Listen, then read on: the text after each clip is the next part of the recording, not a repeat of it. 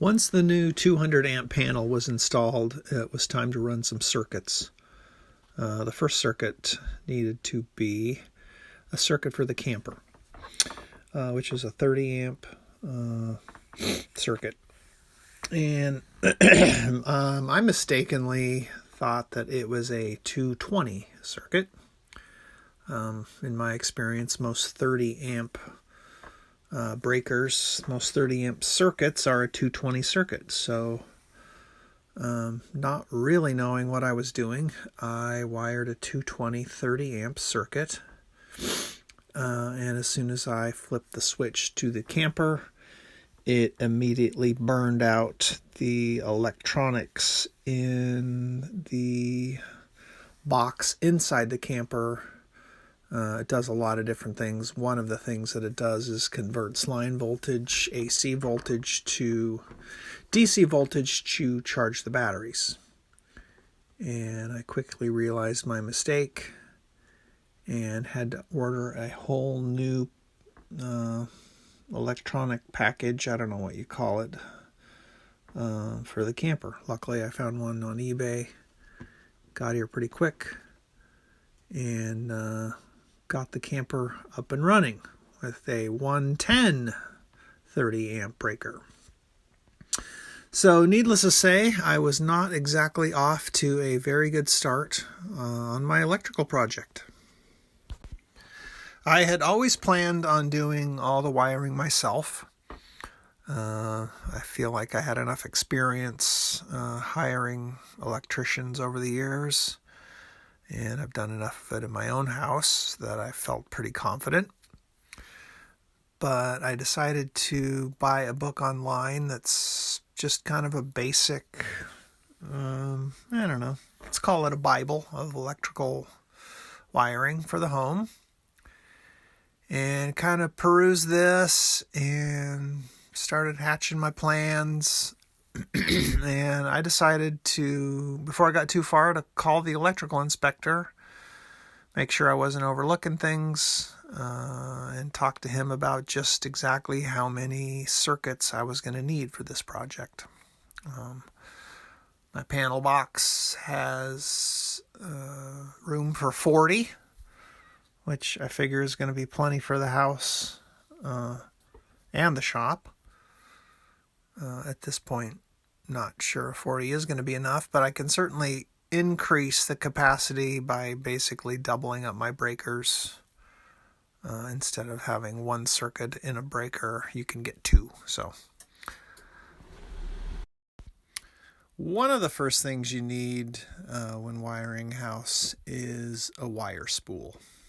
I'm not sure if that's the official name, but if you think you can just throw one of these reels of wire on the floor and start pulling from it, you're going to quickly find out how hard it is to thread a corkscrew through literally hundreds, if not thousands, of holes. This wire was packaged by winding it up, and the only real way to use it is to unwind it, and that's where a wire spool, or what I'm calling a wire spool, comes in. So I did some research, looked at some you can buy. They were $100, and so all of my good friends on YouTube gave me a couple of good ideas, and I just ended up making one that ends up working quite well for free.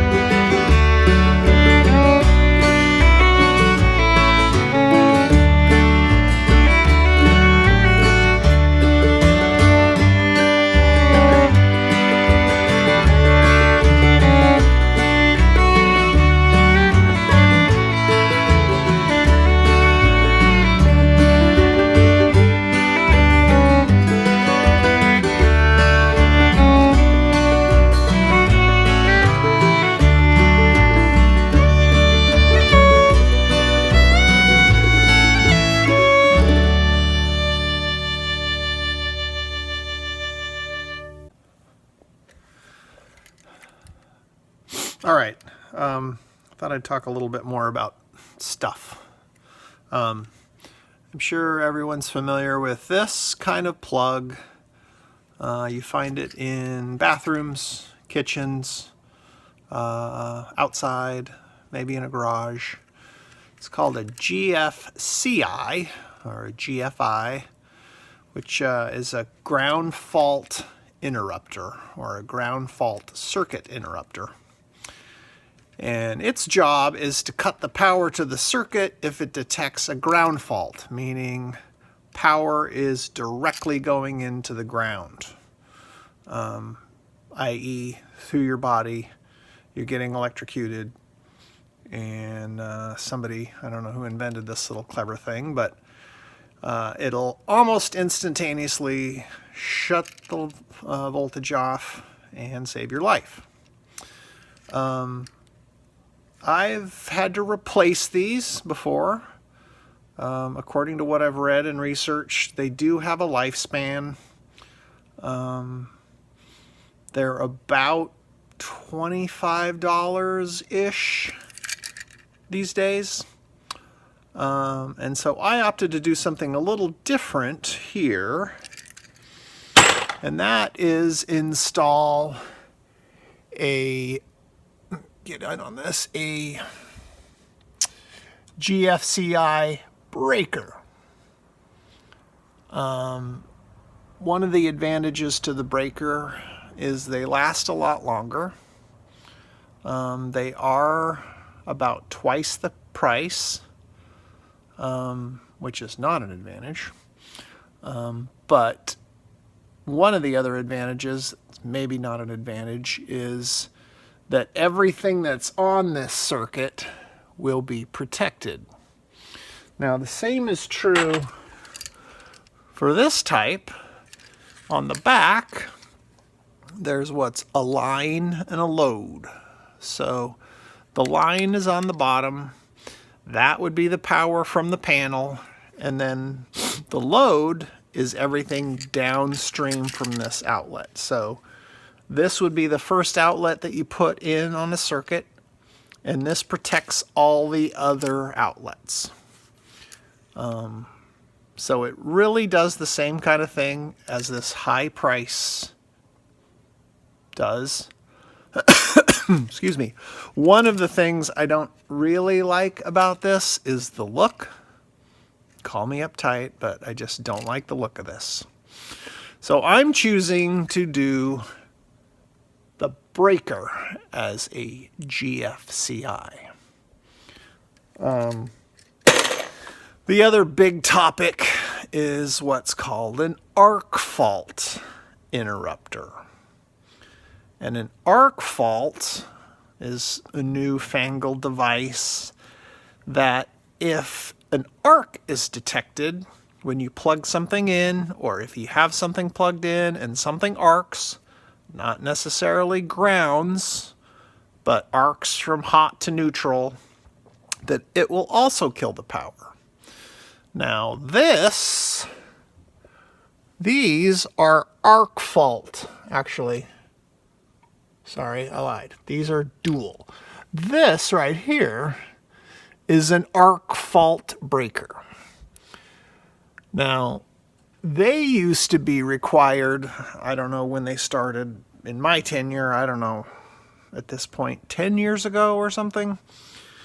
It was required that you had to have an arc fault breaker in bedrooms, because that's where most fires that kill people start, is in a bedroom.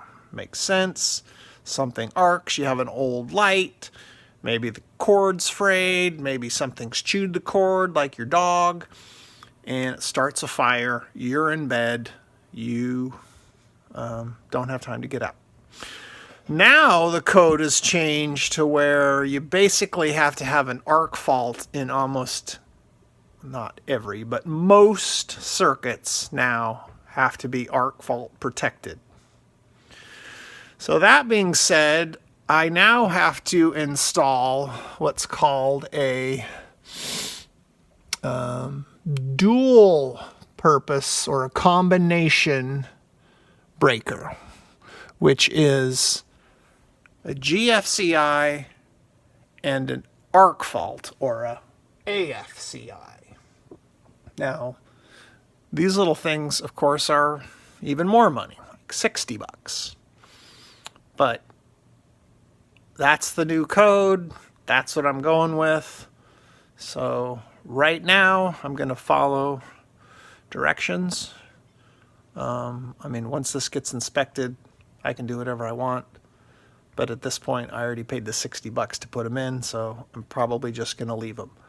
I have heard that there can be a little finicky.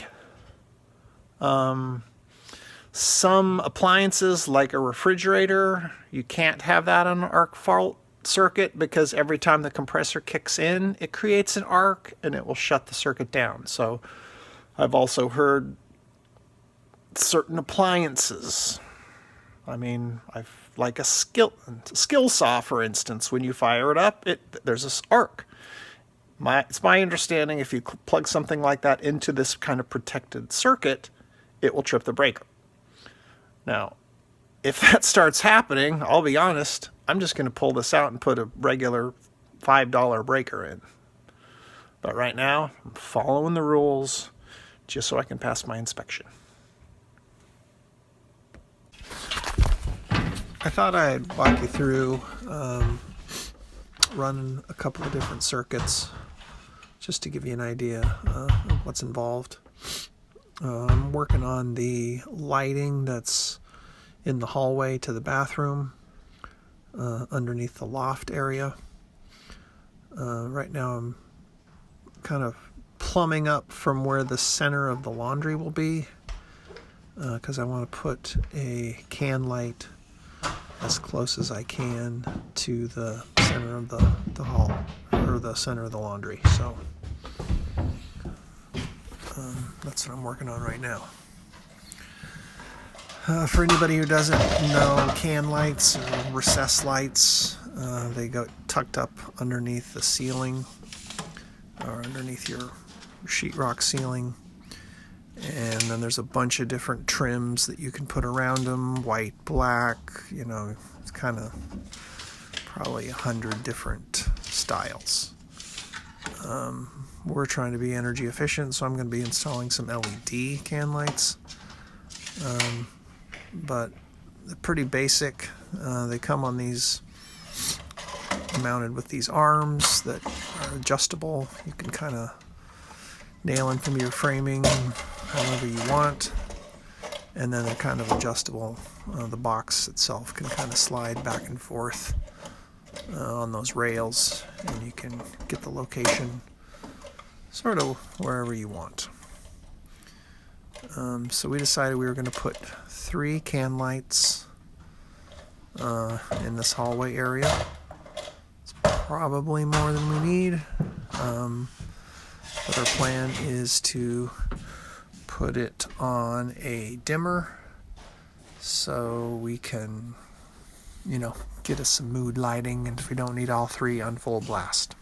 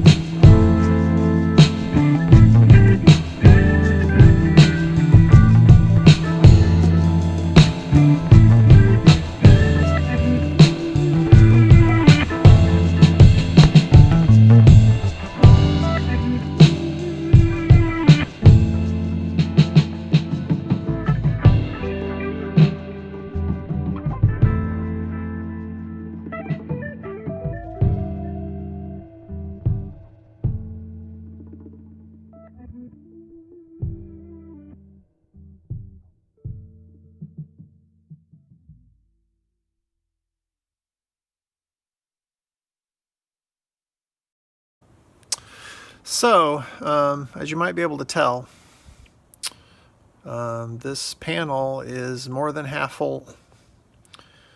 And good news is I did pass my rough-in inspection. No problems there. I guess the guy thought I knew what I was doing because he actually spent all of 10 minutes looking at things. But I thought I would just give you a quick rundown of all the circuits just so you kind of have some idea of just how crazy this gets. So I have two circuits just of outlets in the living space. I have a circuit for the main lighting. I have a circuit for the bathroom and the hall lights. I've got a fridge circuit. I have a washing machine circuit. I have two kitchen plug circuits.